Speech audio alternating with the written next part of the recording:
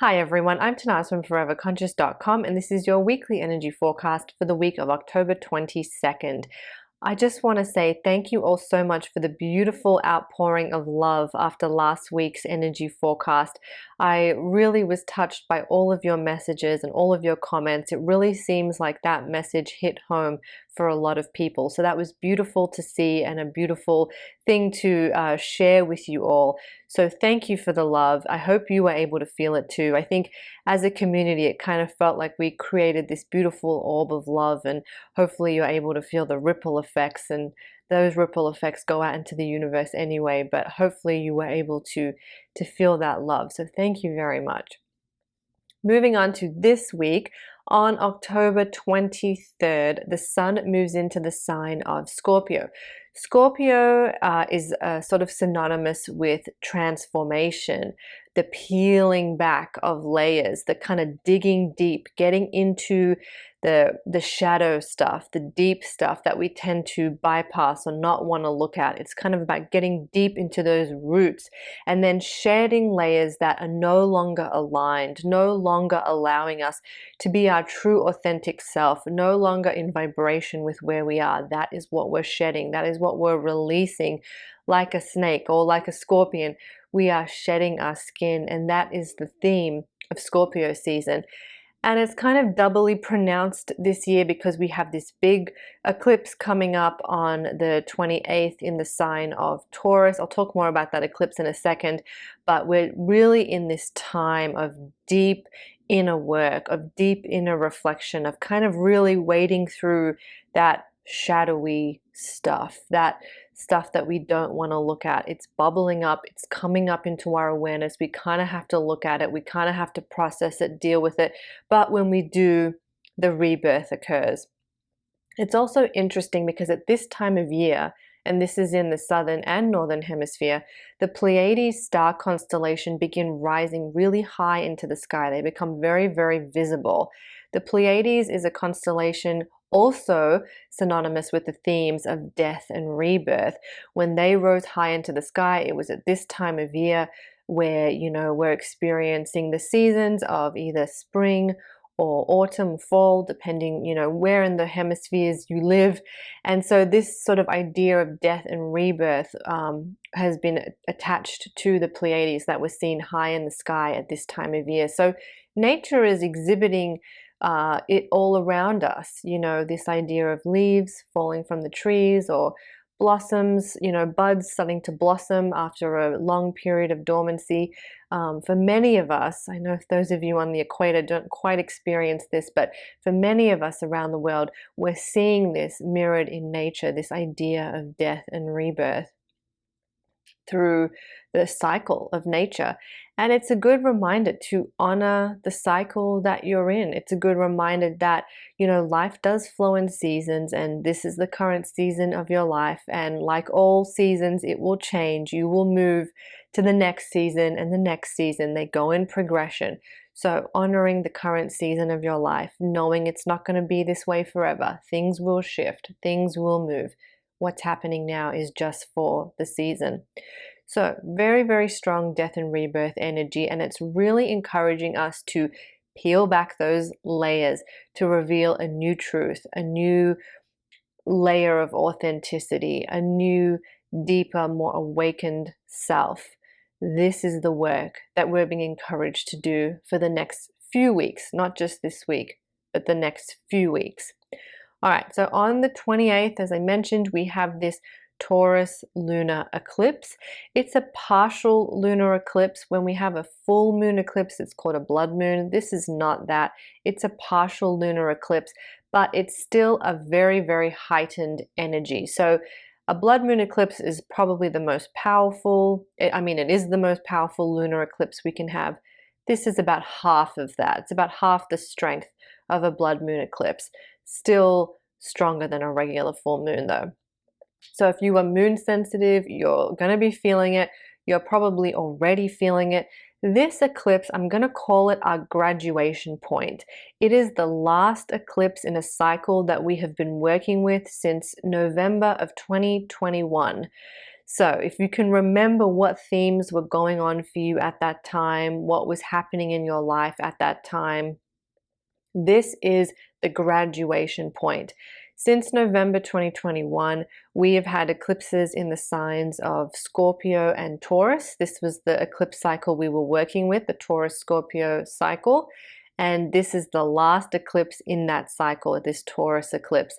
So it's sort of like an end point, a graduation point.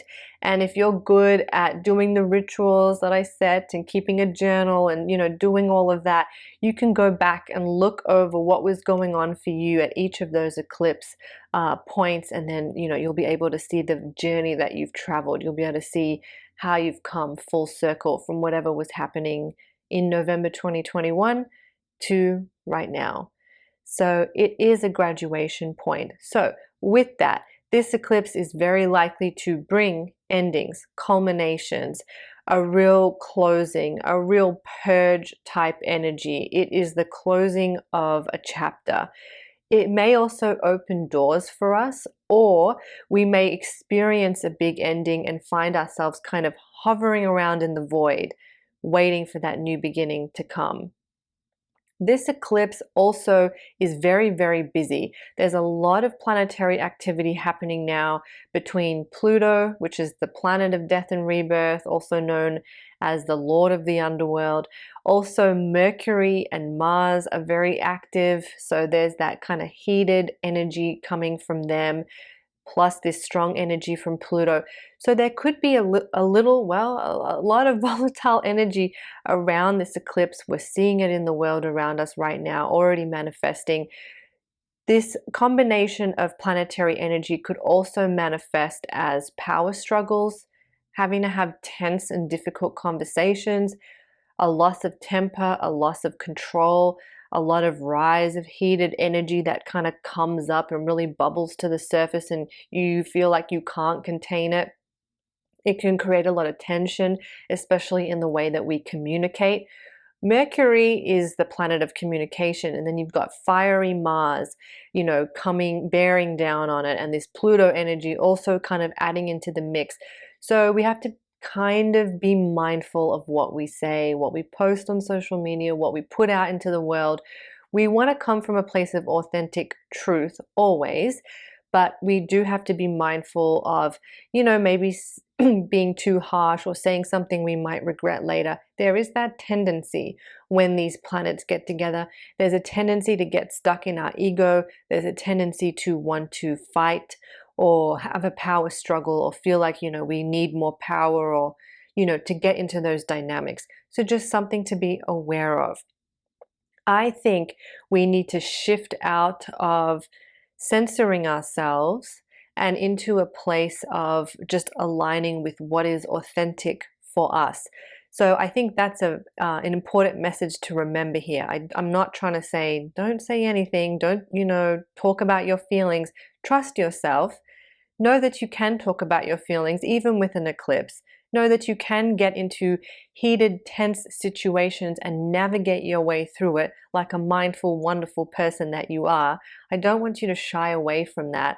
I just want you to be mindful, especially, helping us with situations that are going on, that this energy is there and we can channel it in a powerful way when we come from a place of authentic truth, when we're really owning our power in a healthy way and we're standing in our power in a healthy way.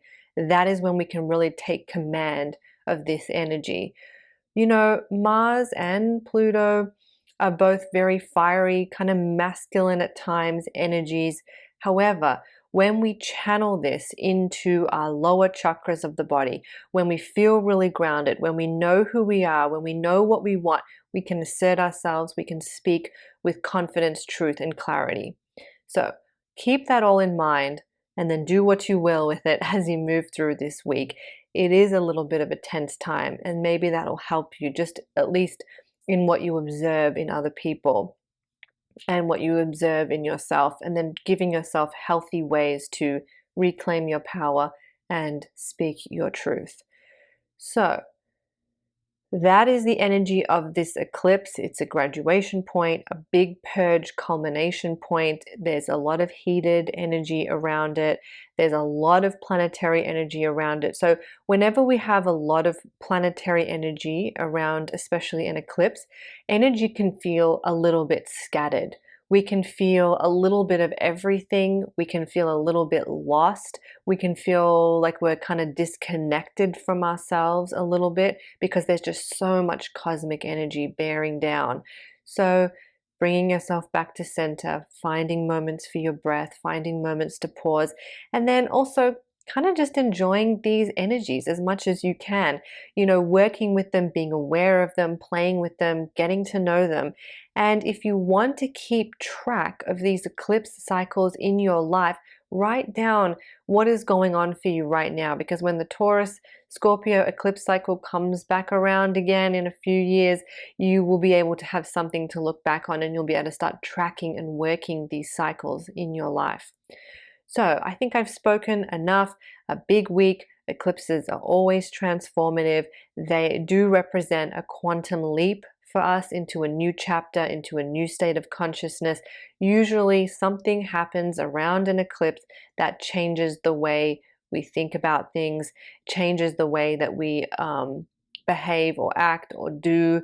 It changes also what's going on in our physical surroundings. So they are big moments of shift, change, and transformation. And all of that is being heightened with the sun in Scorpio, with this energy right now, with this incredible Pleiades moving high into our night sky.